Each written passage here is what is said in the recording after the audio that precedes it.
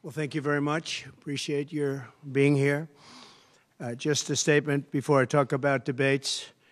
I think that our country is right now in the most dangerous position it's ever been in from an economic standpoint, from a safety standpoint. Both gangs on the street and, frankly, gangs outside of our country in the form of other countries that are, frankly, very powerful. They're very powerful countries, and we don't know what we're doing. We have leadership that has no clue how to handle them or how to handle any other situation. We have a lot of bad things coming up. You could end up in a depression of the 1929 variety, which would be a devastating thing. Took many years, took decades to recover from it. And we're very close to that, and we're very close to a world war. In my opinion, we're very close to a world war. We have people that don't know how to handle it.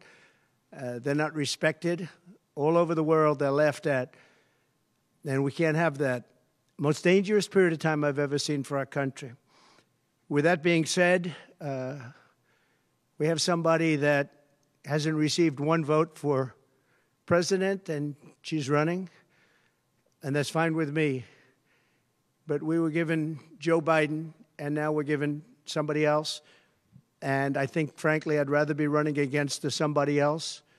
But that was their choice. They decided to do that because Kamala's record is horrible. She's a radical left person at a level that nobody's seen. She picked a radical left man that is, he's got things done that he has positions that are just not, it's not even possible to believe that they exist. He's going for things that nobody's ever even heard of. Heavy into the transgender world, heavy into lots of different worlds having to do with safety. He doesn't want to have borders. He doesn't want to have walls. He doesn't want to have any form of safety for our country. He doesn't mind people coming in from prisons, and neither does she, I guess, because she's not, she couldn't care less. She's the border czar. By the way, she was the border czar 100%. And all of a sudden, for the last few weeks, she's not the border czar anymore, like nobody ever said it. And I just hope that the media becomes more diligent, more honest, frankly, because if they're not going to be honest, it's going to be much tougher to bring our country back. We have a very, very sick country right now. You saw the other day with the stock market crashing. That was just the beginning. That was just the beginning. It's going to get worse. It's going to get a lot worse, in my opinion. And fortunately, we've had some very good polls over the last fairly short period of time. Rasmussen came out today. We're substantially leading, and others came out today that we're leading, and in some cases substantially. I guess MSNBC came out, or CNBC came out also with a poll that was, has us leading, and leading fairly big in swing states. In some polls, I'm leading very big in swing states because they want safety. People want safety. They want security. They want respect all around the world for our country. They don't want this horrible culture that is developing, a culture of no common sense. It's really a culture of no common sense, and it's not what anyone wants. We want to have a safe country. We want to have a strong military. We want low interest rates, and we want to be able to have the American dream. We want to be able to have our youth be able to buy homes, housing, get good jobs. And we're really just at the opposite right now. It's so sad to see. But as a border czar, she's been the worst border czar in history, in the world history. I think the number is 20 million, but whether it's 15 or 20, it's numbers that nobody's ever heard before.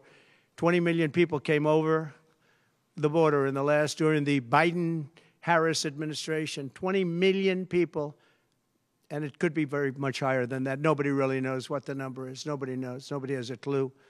And the gotaways, they call them the gotaways. The gotaways are at numbers. Somebody was quizzing me on it the other day. No, I don't think so, sir. I don't think so. They have no idea what those numbers are, but they're much higher than you would think. Just like far more people were killed in the Ukraine-Russia war than you ever report. Just like the October 7th would have never happened. Russia would have never hit Ukraine had the election result been called differently. It was a very bad call, but Russia would not have attacked Ukraine. October 7th in Israel would have never happened. You wouldn't have inflation. A lot of great things would have happened, but now you have millions and millions of dead people. and you have people dying financially because they can't buy bacon, they can't buy food, they can't buy groceries, they can't do anything. And they're living horribly in our country right now. With all of that being said, I think it's very important to have debates. And we've agreed with Fox on a date of September 4th. We've agreed with NBC, fairly full agreement, subject to them, on September 10th. And we've agreed with ABC on September 25th. So we have those 3 dates, and those networks, they're very anxiously awaiting that date and those dates. So we have September 4th, September 10th, and September 25th. We have spoken to the heads of the network, and it's all been confirmed, other than some fairly minor details. Audience, some location, which city would we put it into, but all things that will be settled very easily, I think it'll be very easy. The other side has to agree to the terms. They may or may not agree. I don't know if they're going to agree. She hasn't done an interview. She can't do an interview. She's barely competent, and she can't do an interview. But I look forward to the debates because I think we have to set the record straight. Why is it that millions of people were allowed to come into our country from prisons, from jails, from mental institutions, insane asylums, even insane asylums? That's it's a mental institution on steroids. That's what it is. When you see the people that are coming into these are institutions that are being emptied out, not in South America, all over the world, including South America, all over the world.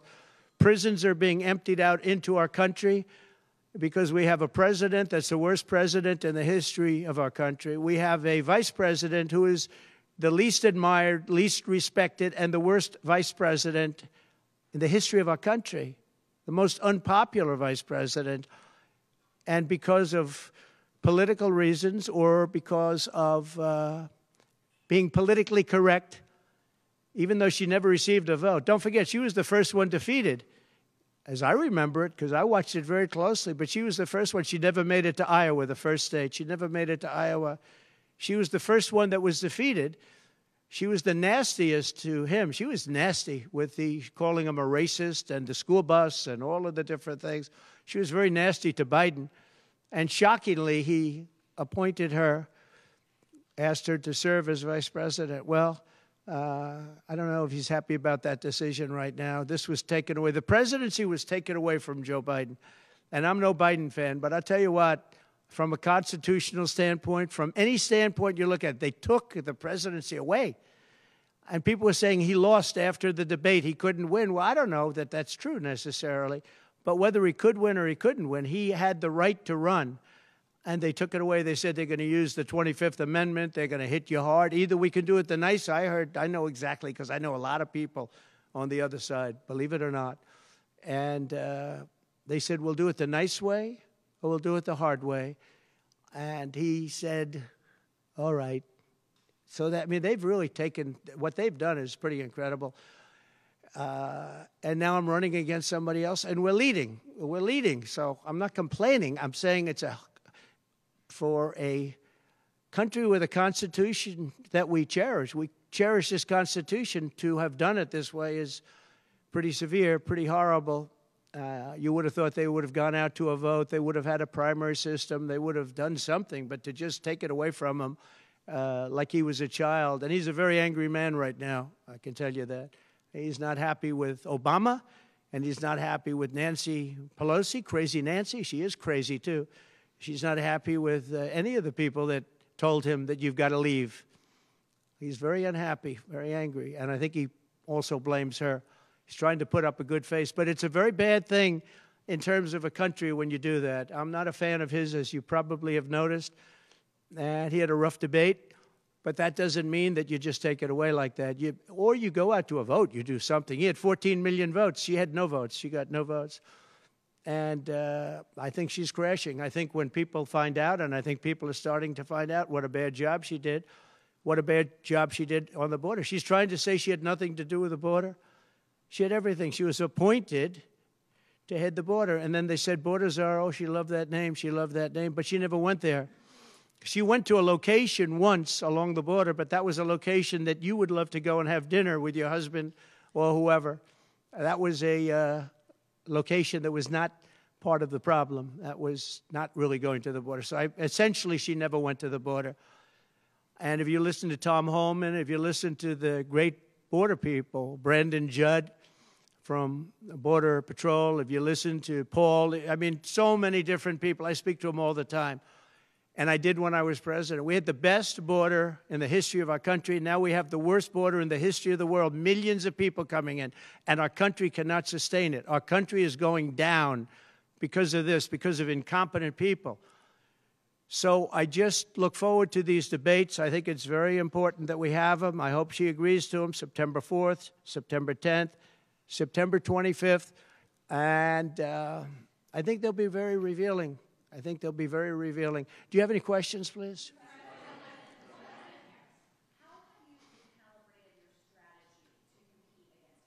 I haven't recalibrated strategy at all.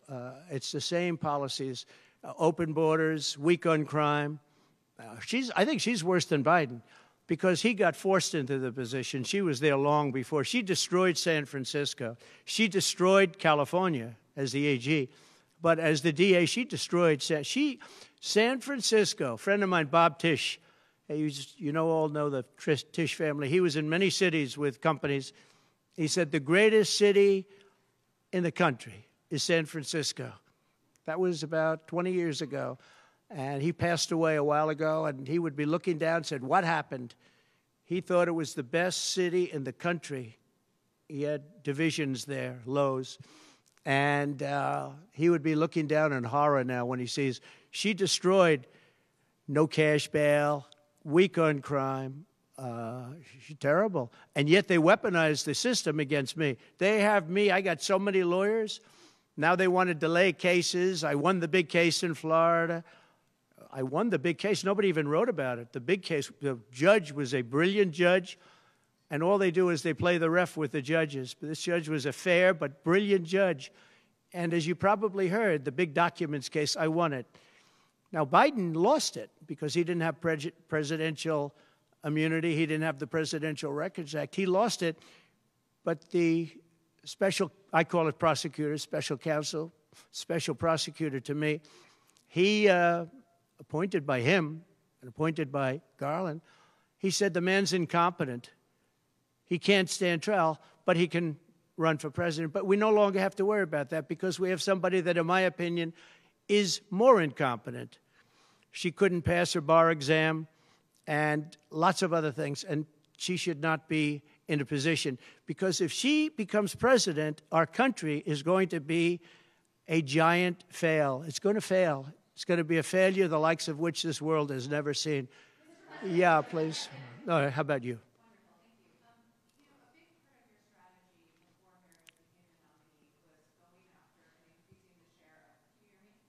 You have to speak louder. Okay, great. A big part of the strategy for your campaign before Harris became the nominee was appealing to black voters. That's Yeah. something you were really going after. In polls, we really see Harris gaining ground with that group. And I'm wondering how you are going to go after black voters now that she's the nominee and really winning them over. Well, it changes around a little bit. I'm getting other voters. Perhaps, I was doing very well with black voters, and I still am. I seem to be doing very well with black males. This is according to polls, as you know. It's possible that I won't do as well with black women, but I do seem to be doing very well with other segments, extremely well with Hispanic. Jewish voters way up. White males way up. White males have gone through the roof. White males way up. Now, I don't know. All we're doing is giving you the stats that you have. It could be that I'll be affected somewhat with black females where we're doing pretty well.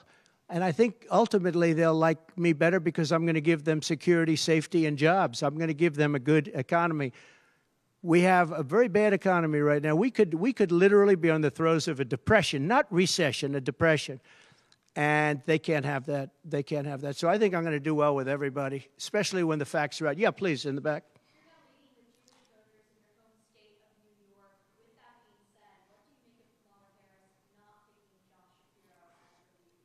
Well, I don't know. I know Josh Shapiro. He's a terrible guy, and he's not very popular with anybody. I think that this election maybe is better than Josh Shapiro would have been. But I think other than Josh Shapiro, I think she had some good choices. But Josh Shapiro is not one of them. He's caused a lot of damage with a lot of people.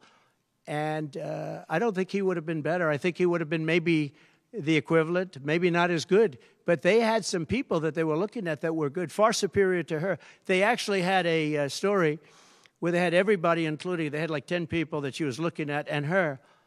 And they said she was the worst of all. In other words, she was the worst out of the 10 people and her.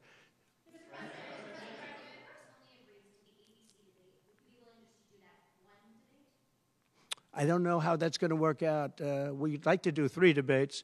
We think we should do 3 debates. We think Fox and ABC. And we also have CBS is going to do the vice presidential debate.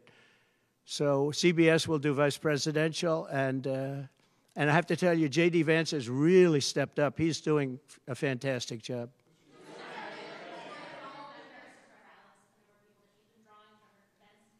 Say it. Are you worried at all about the size of Harris's crowds? Oh, give me a break. Listen, I had 107,000 people in New Jersey. You didn't report it. I'm so glad you asked. What did she have yesterday, 2,000 people? If I ever had 2,000 people, you'd say my campaign is finished. It's so dishonest, the press. And here's a great example. I had in Michigan recently 25,000 people, and 25,000 people we just couldn't get them in. We had in Harrisburg 25,000 people, and 20,000 people couldn't get in. We had so many. Nobody ever mentions that. When she gets 1,500 people, and I saw it yesterday on ABC, which they said, oh, the crowd was so big. I have 10 times, 20 times, 30 times the crowd size, and no, they never say the crowd was big. That's why I'm always saying turn around the cameras. I'm so glad you asked that. I think it's so terrible when you say, well, she has 1,500 people, 1,000 people, and they talk about, oh, the enthusiasm. Let me tell you, we have the enthusiasm. The Republican Party, and me as a candidate, but the Republican Party has the enthusiasm because people want to see crime stopped. They want to see a country that's respected. Think of it. If I were president, you wouldn't have Russia and Ukraine, where it never happened. 0 chance. You wouldn't have had October 7th of Israel. You wouldn't have the horrible withdrawal. And I don't mean the withdrawal because the withdrawal was fine. I was ready to withdraw from Afghanistan, and we were going to do it with dignity and strength. And we were keeping our equipment. We weren't leaving $85 billion worth of equipment behind. And we wouldn't have had 13 great soldiers. I know the families of those soldiers well. We wouldn't have had these soldiers killed. And we wouldn't have had 45 soldiers obliterated. No legs, no arms, the face. None of that would have happened. And you wouldn't have had inflation. You wouldn't have had any inflation because inflation was caused by their bad energy problems. Now they've gone back to the Trump thing because they need the votes. I don't know if you know, they're drilling now because they had to go back because gasoline was going up to $7, $8, $9 a barrel. So they said, we better do what Trump. But the day after the election, if they won, you're going to have fuel prices go through the roof.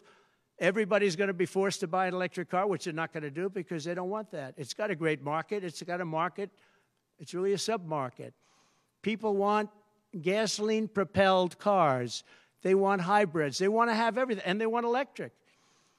But they want everybody to have an electric car. We don't have enough electricity. We couldn't make enough electricity for that. And you know what else?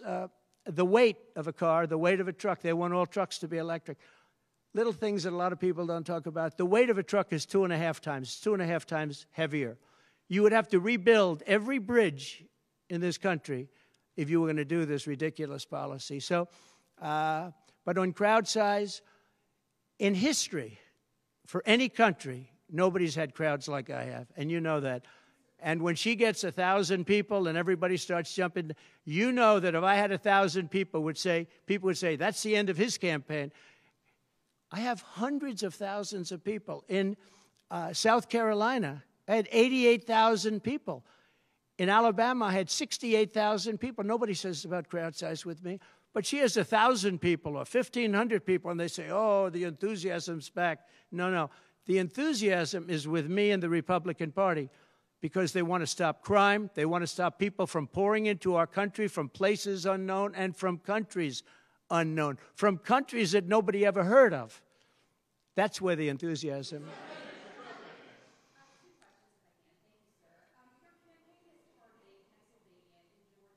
Yeah.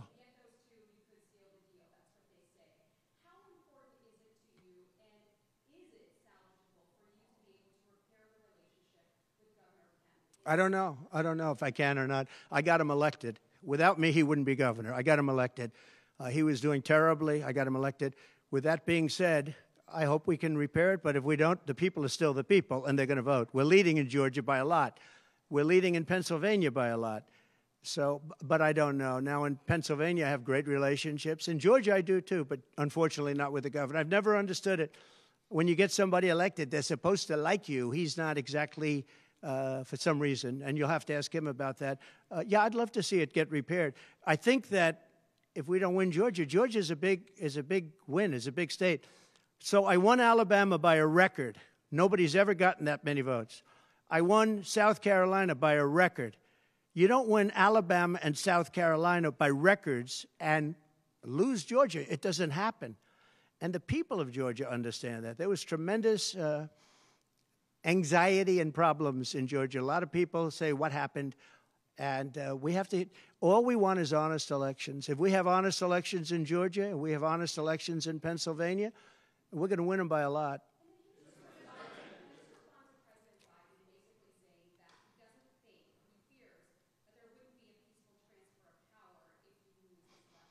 Well, he actually said it two ways. First, he said it incorrectly, then he corrected himself. Do you agree with that, right? You know, if you watch him. He said it two ways. No. I mean, he said it two ways because he doesn't really know what he said. Why didn't he bring it up at the debate? You know, he had a chance for 90 minutes to bring it up at the debate. He could have talked about that at the debate, and he didn't do it. Everyone said, oh, he said this and he said that. He's just, you know, they give him something to read off. He read it very badly because he actually said it the opposite. Then he had to go back and correct himself. He said the opposite. He should have brought this up at the debate. If he had a problem... Of course there'll be a peaceful transfer, and there was last time, and there'll be a peaceful transfer. I just hope we're going to have honest elections, that's all, okay? You have not had a public campaign event for nearly a week now, Mar-a-Lago, Montana, which is not a swing state. Some of your allies have expressed concern that you're not taking this race seriously, particularly... What a stupid question this is. Because I'm leading by a lot, and because I'm letting their convention go through, and I am campaigning a lot. I'm doing tremendous amounts of taping here. We have commercials that are at a level I don't think that anybody's ever done before. Plus, in certain cases, I see many of you in the room where I'm speaking to you on phones, I'm speaking to radio, I'm speaking to television. Television's coming over here. Excuse me, what are we doing right now? She's not doing any news conference. You know why she's not doing it? Because she can't do a news conference. She doesn't know how to do a news conference. She's not smart enough to do a news conference.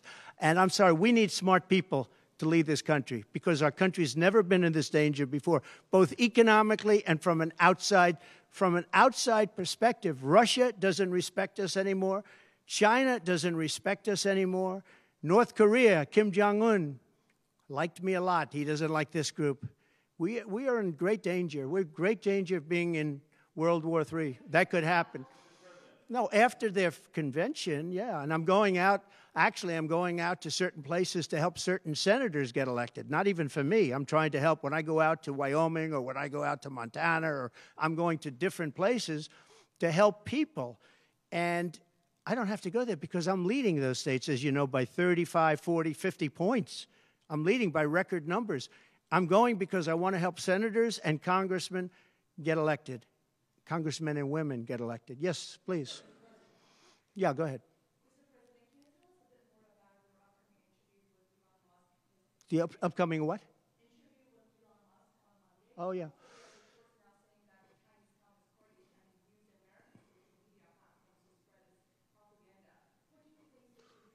Yeah, the Elon Musk. So, yeah, sure. So Elon called me. As you know, he endorsed me full-throated. Great endorsement. I respect Elon a lot. He respects me. and not easy for him to endorse, to be honest with you. You know, it takes courage to endorse people. Many people have courage and many people don't. He does have courage. And Elon endorsed me, and he asked me whether or not I'd do a show on Monday, and I think it's going to be Monday night. And I believe he's the host of the show, so it'll be very interesting. A lot of people are talking about it. I look forward to it. That'll be done on Monday night. And just a quick question, what do you think social media companies in America should do to combat potentially misinformation spread by the Chinese people? Well, you have a lot of misinformation spread about China, and you have a lot of misinformation spread about a lot of different places. I think I'm going to get along great with China. President Xi of China and I were very good friends. We met right here, right in that, except we had a beautiful sofa there as opposed to what we have right now. Right now we have you. But President Xi and I had a very good relationship until COVID, and I held him responsible for COVID. It broke up our relationship, but I think we're going to have a great relationship, and I think it's going to be mutually beneficial. But we cannot have it where China is taking advantage of the United States, and that's what they were doing, as you very well know. Yes, please. Mr. President, you just said that there was peaceful transfer of power last time when you left office. You didn't concede January 6th was a violent attack. How is that a peaceful transfer of power? What's your question? My question is, you think the last time there was a peaceful transfer of power when you left office? No, I think the people that, if you look at January 6th, which a lot of people aren't talking about very much, I think those people were treated very harshly. When you compare them to other things that took place in this country where a lot of people were killed, nobody was killed on January 6th. But I think that the people of January 6th were treated very unfairly. And they were there to complain, not through me, they were there to complain about an election. And, you know, it's very interesting. And I said peacefully and patriotically, which nobody wants to say, but I said peacefully and patriotically. The biggest crowd I've ever spoken to, and you've seen, Maggie, I was at the mall, I was at the Washington Monument, I was at the whole thing. I had crowds, I don't know who's ever had a bigger crowd than I have, but I had it many times. The biggest crowd I've ever spoken before was that day, and I'll tell you, it's very hard to find a picture of that crowd. You see the picture of a small number of people relatively going to the Capitol, but you never see the picture of the crowd. The biggest crowd I've ever spoken, I've spoken to the biggest crowds. Nobody's spoken to crowds bigger than me. If you look at Martin Luther King, when he did his speech, his great speech, and you look at ours, same real estate, same everything, same number of people, if not, we had more. And they said he had 1 million people, but I had 25,000 people. But when you look at the exact same picture, and everything's the same because it was the fountains, the whole thing, all the way back to from Lincoln to Washington. And you look at it, and you look at the picture of his crowd, my crowd. We actually had more people. They said I had 25,000, and he had 1 million people. And I'm okay with it because I liked Dr. Martin Luther King. Yeah, please.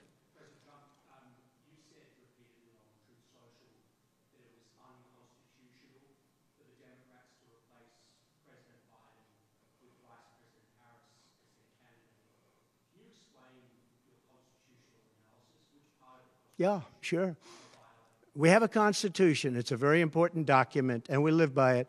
She has no votes, and I'm very happy to run against her. I'm not complaining from that standpoint. And I hate to be defending him, but he did not want to leave. He wanted to see if he could win. They said, you're not going to win. After the debate, they said, you're not going to win, you can't win, you're out. And at first they said it nicely, and he wasn't leaving, and then you know it better than anybody. Wait a minute. So when you think about it, they said at first they were going to go out to another vote. They were going to go through a primary system, a quick primary system, which it would have to be. And then it all disappeared, and they just picked a person that was the first out. She was the first loser, okay? So we call her the first loser. She was the first loser when during the primary system. During the Democrat primary system, she was the first one to quit, and she quit. She had no votes, no support, and she was a bad debater, by the way, very bad debater. And that's not the thing I'm looking forward to, but she was a bad debater. She did obviously a bad job. She never made it to Iowa. Then for some reason, and I know he regrets it, you do too, he picked her, and she turned on him too. She was working with the people that wanted him out. But the fact that you can get no votes, lose in the primary system, in other words, you had 14 or 15 people, she was the first one out, and that you can then be picked to run for president, it seems to me actually unconstitutional. Perhaps it's not. Please.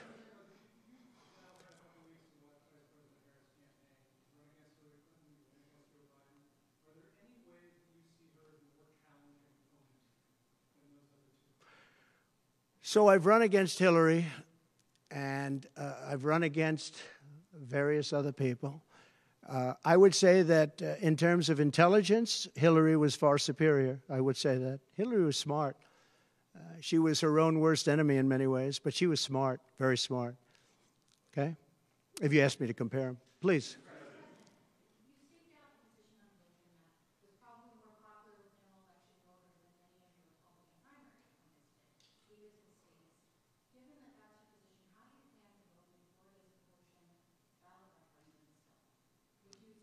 Would you repeat that question, please?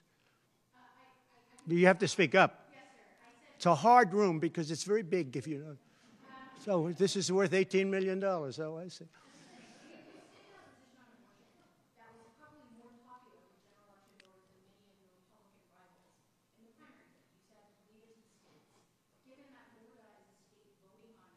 Yeah. So I think the abortion issue has been very much tempered down, and I've answered, I think, very well in the debate, and it seems to be much less of an issue, especially for those where they have the exceptions, as you know. And I think it's when I look for 52 years, they wanted to bring abortion back to the states. They wanted to get rid of Roe v. Wade, and that's Democrats, Republicans, and independents, and everybody, liberals, conservatives, everybody wanted it back in the states, and I did that. Now the states are voting. And frankly, some of the votes are much more, if you could say, liberal than you would think. Ohio turned out to be, they had a big vote, and it turned out to be a much more liberal standing than people would have thought. Kansas, the same thing. And then you have Texas, and you have other places where it may be different. But the issue has been brought back to the states now. And like Ronald Reagan, I believe in the exceptions for rape, incest, and life of the mother. I believe strongly. I think that that's a very important thing. I think when you have to follow your heart. But when you don't believe in the exceptions, I think it's much tougher. It's a much tougher issue. But about 82% of Republicans do believe in exceptions. I think and a lot of them are changing their mind and coming even further. I think that abortion has become much less of an issue. It's a very small, I think it's actually going to be a very small issue. What I've done is I've done what every Democrat and every Republican wanted to have done, and we brought that issue back to the states. And now the states are voting on it.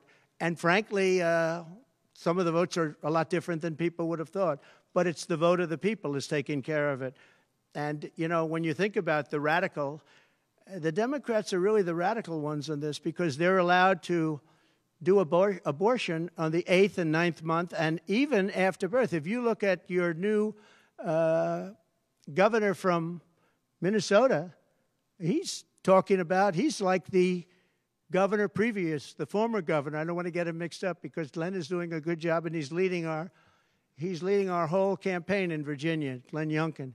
But previous to Glenn, the governor, he said the baby will be born. We will put the baby aside, and we will decide with the mother what we're going to do. In other words, whether or not we're going to kill the baby. The Minnesota gentleman, this guy agrees with that.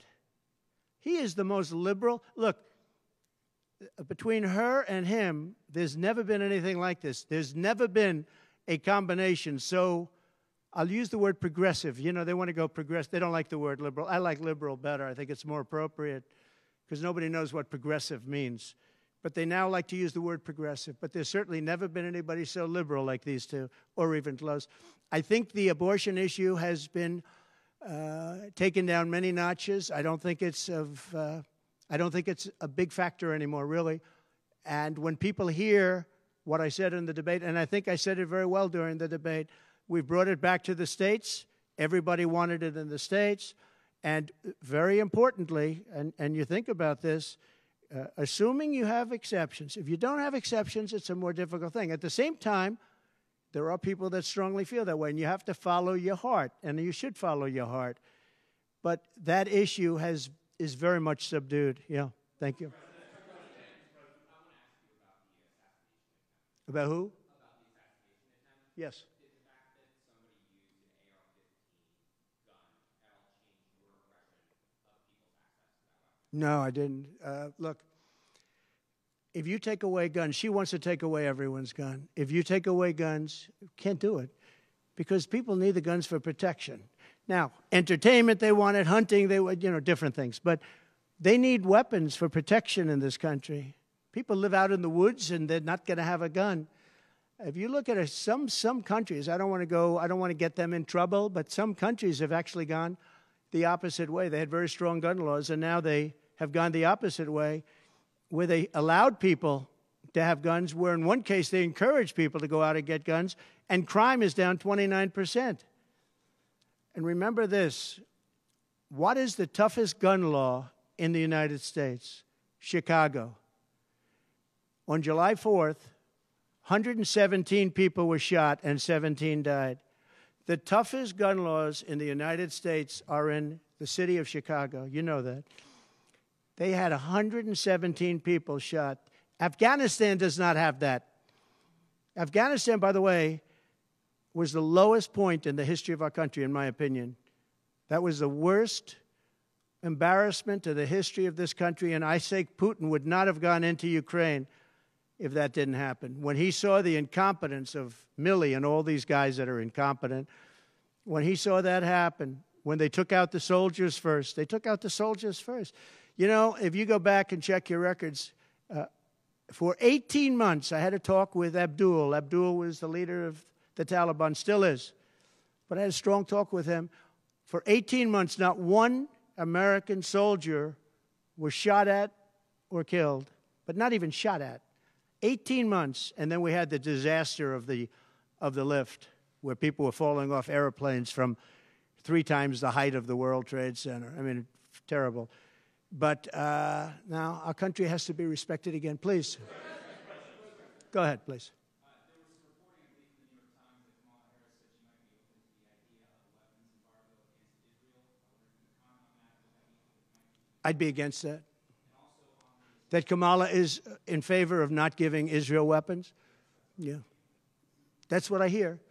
Look, she's been very, very bad to Israel, and she's been very bad to Jewish people. And I say it, if anybody I know is Jewish and they would vote for Kamala over me, they should have their head examined. If you think about it, I gave them Golan Heights. I gave them the capital of Israel, Jerusalem. I even built the embassy. I gave them no Iran deal. The problem is they didn't do anything with it. Iran was broke. We could have made a deal so easily. I would have had a deal done within 1 week after the election with Iran. Iran can't have a nuclear weapon. It's very simple. We would have gotten along with Iran. I was looking forward to it. I was fine with Iran. We hit them a couple of times pretty hard, but we would have been fine with Iran. But I terminated that deal. I got them the Abraham Accords. Everyone said that's impossible. I got them the Abraham Accords. She's been very, very bad to Israel, and she's been very bad and disrespectful to Jewish people. And any Jewish person that votes for Kamala and her friend, her new friend, who I don't know if she knew him before, but I don't think he's too good. But anybody that votes for them, if you're Jewish or if you love Israel, you have to have your head examined. Go ahead, please.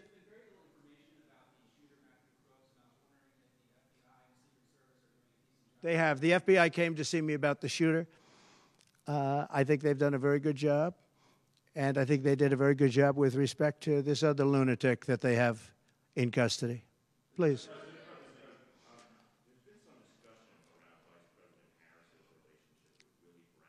Yeah. Mayor of San Francisco, and how that might have intersected with her career trajectory. So I'm just wondering if you followed that discussion at all at any point. Well, I know Willie Brown very well.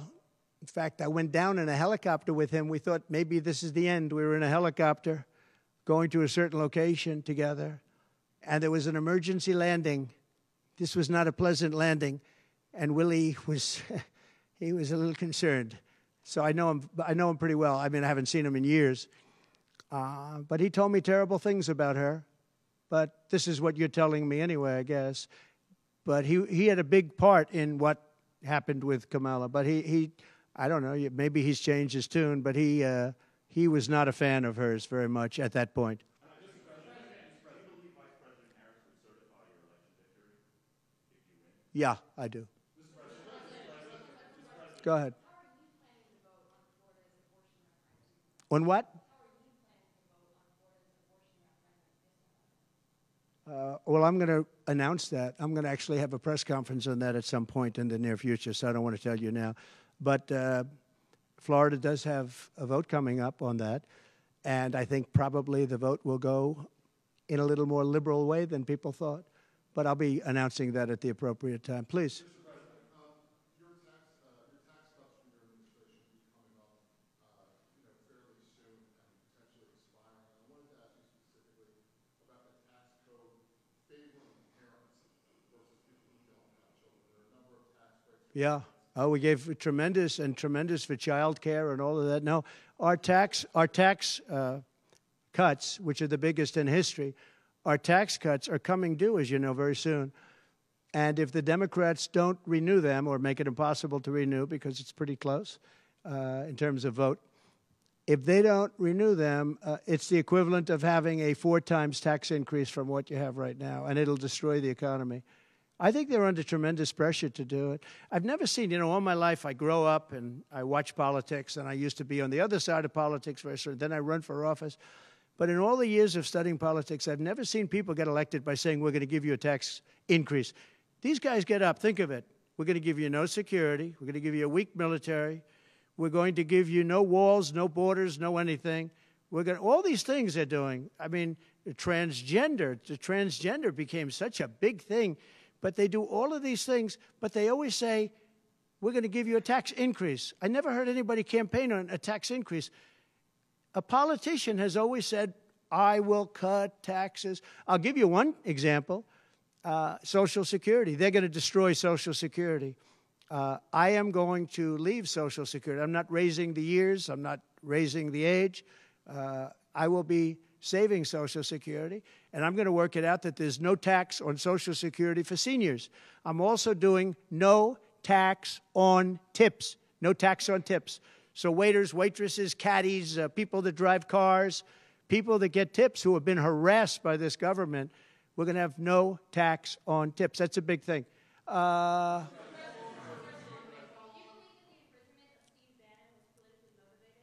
Yeah, oh, absolutely, sure.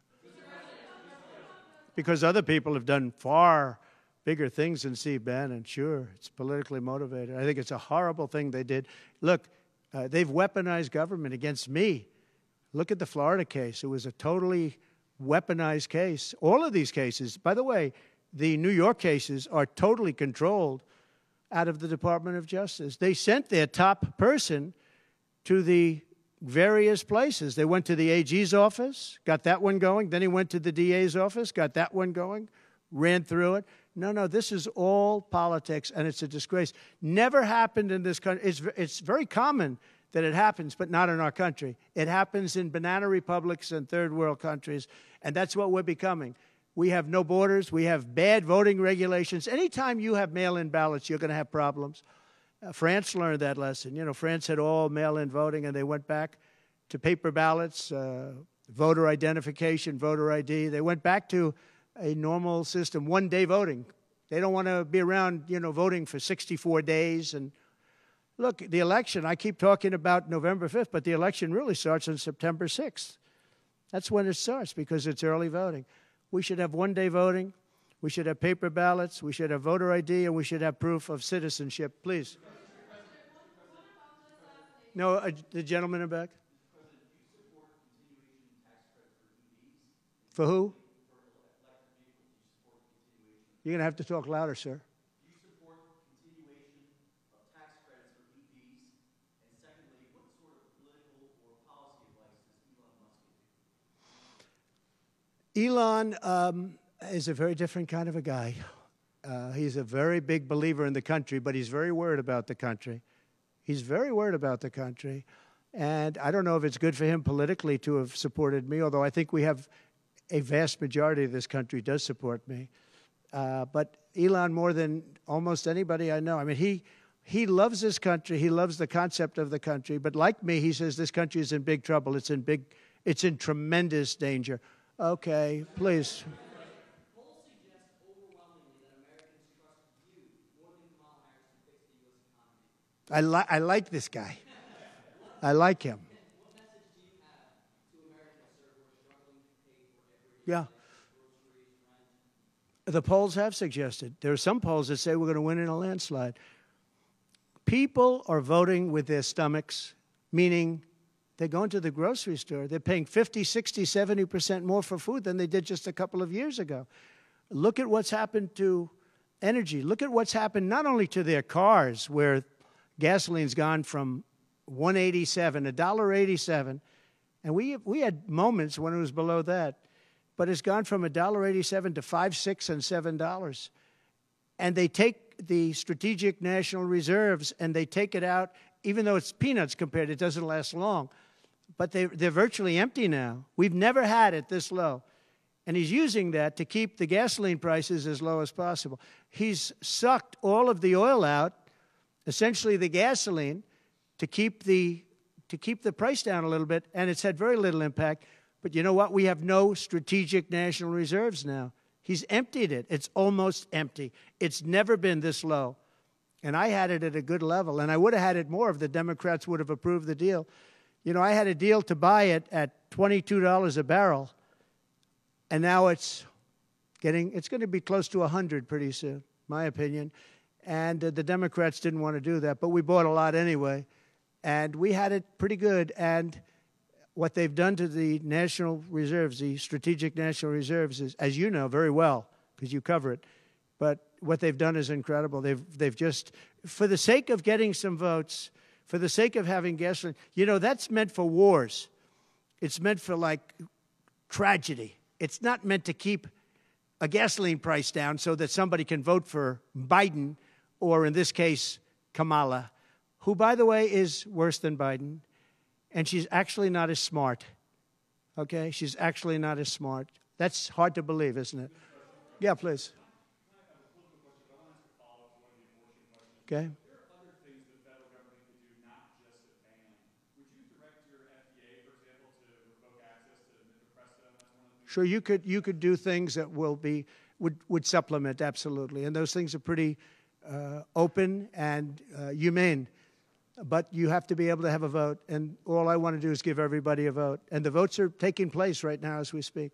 Yeah, but it's there are many things on a humane basis that you can do outside of that, but you also have to give a vote, and the people are going to have to decide.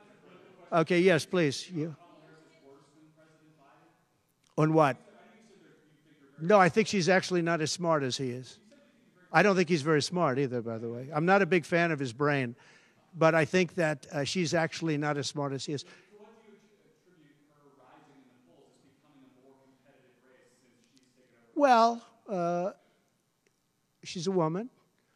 She represents certain groups of people. But I will say this. When people find out about her, I think she'll be much less. And I see it right now. I see her going way down in the polls now. Now that people are finding out that she destroyed San Francisco, she destroyed the state of California along with Governor Gavin Newsom. He's been a terrible governor, terrible.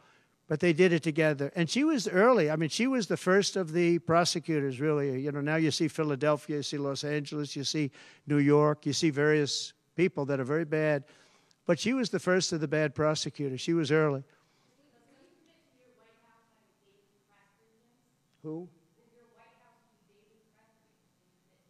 Would you repeat that, please? No, you. Would you repeat her, what she said? You have to speak up. This room is very louder.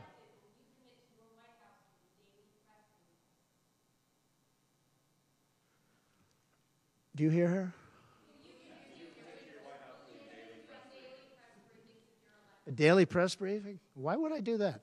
I would give you all the press briefings you want. Look what I'm doing here.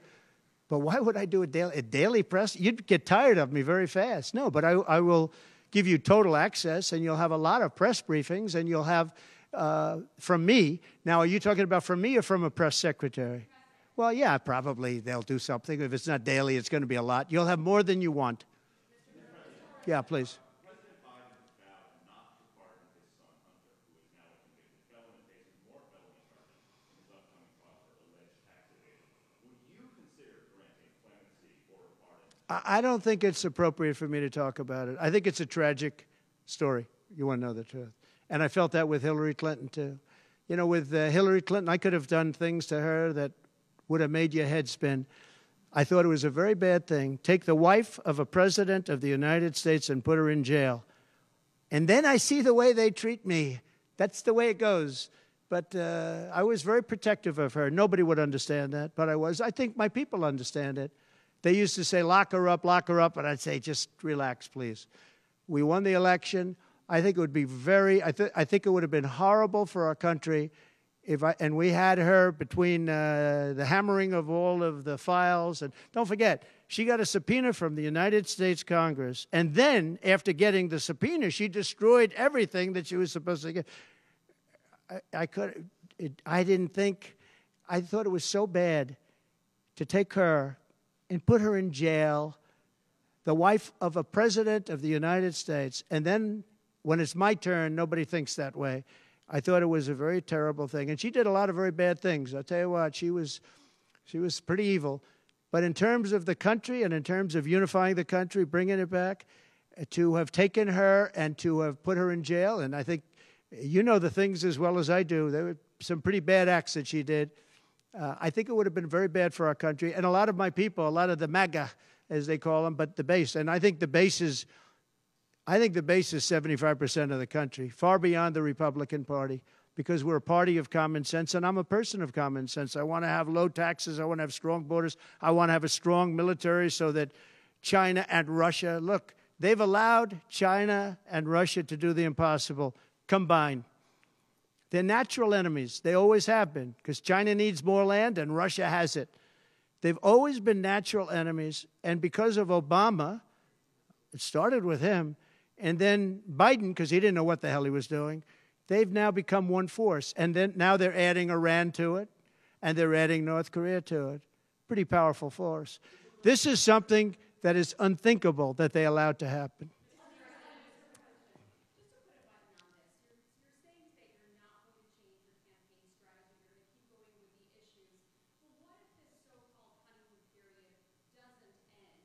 Oh, it's going to end. The honeymoon period's going to end. Look, she's got a little period. She's got a convention coming up. It's about policy. It's not about her. I think she's incompetent because I've watched her. She destroyed California. She destroyed San Francisco. Everything she's touched has turned to bad things. I'm not going to use foul language, but everything she's touched has turned bad. She's incompetent. The reason she's not doing what I do and she's not doing what she should be doing, she won't even do interviews with friendly people because she can't do better than Biden. Now, he had a reason for not doing well, and he was never, 25 years ago, the sharpest or brightest bulb in the ceiling. That I can tell you, okay? He wasn't. But he could do interviews at least. Not lately, he couldn't, perhaps. But she should be doing interviews. She doesn't want to do interviews. And the reason she doesn't is, number one, her policies are so bad.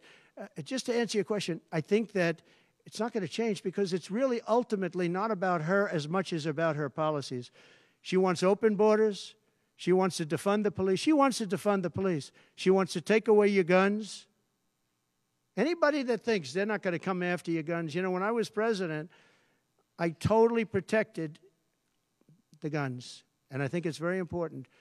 And I know I take some heat sometimes for it, but you have to have safety. You have to have, when the bad guy walks in with a gun, you got to have some way of protecting yourself. And boy, that would be, you would see crime go up at levels that you've never seen. When people say on this side of the house, this house has guns, we will use the guns, they say, let's pass. We'll go someplace else. You have to have them. And for 4 years, and you know, as you know, the NRA endorsed me very powerfully every time I ran, every time. My sons are members, and I guess indirectly I'm a member too. But they gave me the strongest of endorsements, and that's against very strong competition. People that felt the same way. No, you have to have that right. Our Second Amendment is a very important right, and it has to be protected. Okay, how about you? Go ahead. Yeah. So there are some of the most brilliant people on Wall Street that are saying that if President Trump doesn't win, you're going to have a depression. I happen to agree. I think that's true. Because I know how bad these people are. You know, they like to say that they did this and that. You saw the $7 trillion that they said it was me for $7 trillion. It wasn't me. It was them. They said that I had inflation. They took over 9% inflation. No, I had 1% inflation. I had actually no inflation because if you look at the categories, we had just about no inflation. But I had a very minor, I actually had a positive inflation. It was a perfect number because you don't want zero. I mean, I'm not going to give you a whole course on economics, but you don't want zero. 1%, 1.4% is great. You want a little bit because you don't want to have deflation. Deflation is, in many ways, even worse. I had a perfect number right around the 1% number. It was perfect. And to show you, it stayed there for 2 years. And then he did all of the different borrowings that he did. And then he did so many things wrong. Every time he would do it, I'd say, big mistake. And don't forget, they sell hats and they sell stories. Trump was right about everything. I have been right about a lot. Yes, Maggie.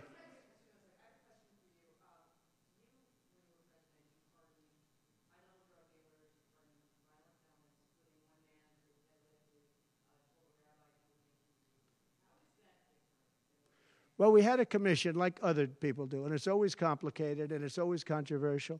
And we had commissions that, and I think of respected people, you know many of the people on the commission, and they would recommend to me certain pardons for certain people. Some people were treated very harshly. A fantastic woman, as you know, she served 24 years for being on a phone call having to do with drugs. You know who I'm talking about. She was great. And she had another 24 years to go. And it was largely about marijuana, which in many cases is now legalized, okay? But we had many very highly regarded people on a commission, and they'd recommend, and they'd put a reason why. Some people were, served time, but they served a lot of time for something that today people wouldn't even serve time by. Well, for the most part, I think they did. I mean, they did. They go through. They went through. I had a commission. It was a very important commission to me, and highly respected people. And frankly, they came up with some decisions that I wouldn't necessarily agree with, but I did it. But I let a lot of people out that had no representation. I went to people in jails, in prison that we respected. I said, how many of these people should be let out? We let out large groups of low-income people that were serving like 40 years for something that today you wouldn't even be put in jail for. We had very few people let out because I said I really don't want to let people out where they had a lot of violence, where they had killing, et cetera, et cetera. And for the most part, we didn't do that. Yeah, please.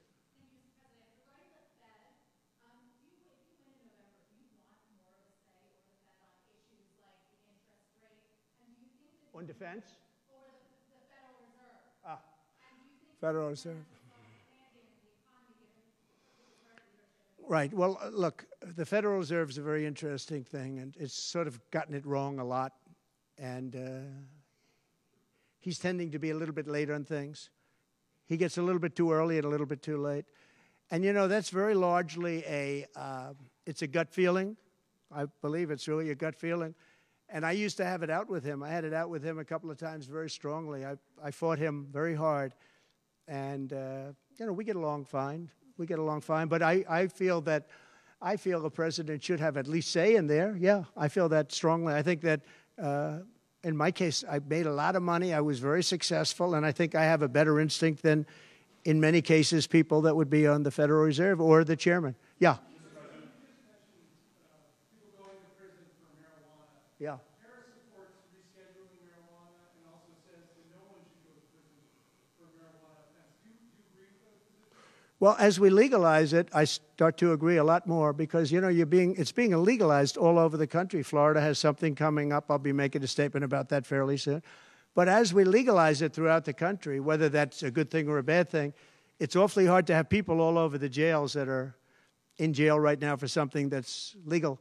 So I think obviously there's a lot of sentiment to doing that. Yeah, please. Kamala Harris's father is Jamaican American, and she went to a historically black college. How is she only recently deciding to be black? Well, you'll have to ask her that question because she's the one that said it. I didn't say it. So you'll have to ask her, and I very much appreciate that question, but you'll have to ask her. But I've known her for a long time. I actually contributed to her campaign a long time ago because I was a developer. I contributed to lots of campaigns of Democrats, Republicans, and some were liberal and some were conservative.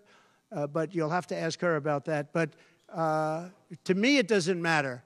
But to her, from her standpoint, I think it's very disrespectful to both, really. Whether it's Indian or black, I think it's very disrespectful to both. To me, it doesn't matter. Please, red dress, red dress. One in the assassination, is your ear fully recovered? Is there a scar? Do you have any Yeah, damage? pretty much recovered, yeah. I'm a fast healer. It's a hell of a shot, but I'm a fast healer. Yeah, pretty much recovered. Do you have any hearing damage from No, it didn't hit that. I got very lucky. It just hit the lobe, as they call it. Is there a scar on your ear?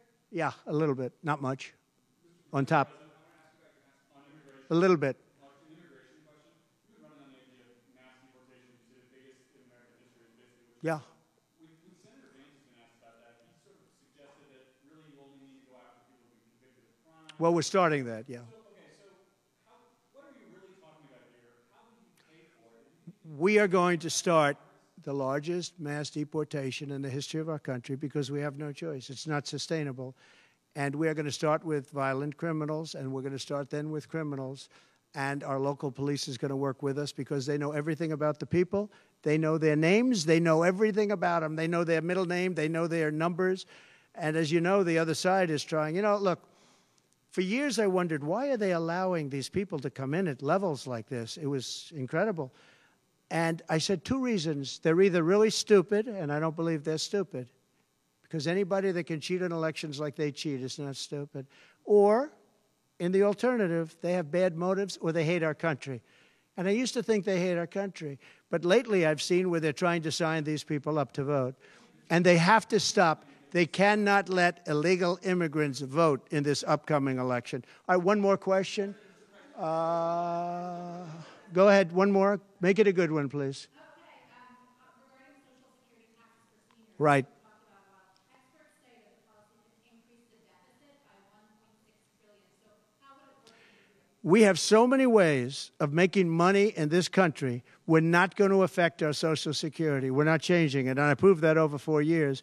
And we're going to do it. It's very unfair to people. They spend their life and they're great citizens and they pay in. We're not going to charge tax to Social Security, the seniors. We're not going to do it. We're not going to charge. And also tax. I say the two things. We're going to have no tax on seniors, Social Security, and we're going to have no tax on tips. Very simple. And we are a country that has so many different ways to make money. We have under our feet more liquid gold, I call it oil, and gas, than any country in the world, much more than Saudi Arabia, much more than Russia. We have so many different ways we can make money. We're not going to hurt our seniors with Social Security, and we're not going to charge them tax. Okay?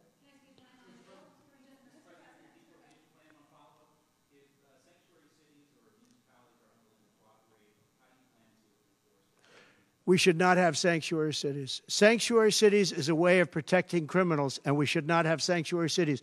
And if you go to California, and I know it well, I have property out there, great property.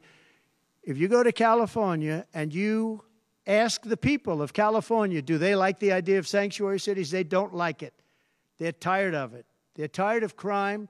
They're tired of what's happened to our country. Our country's become a crime-ridden mess, and we're going to stop it on November 5th. Thank you very much, everybody. Thank you. Thank you.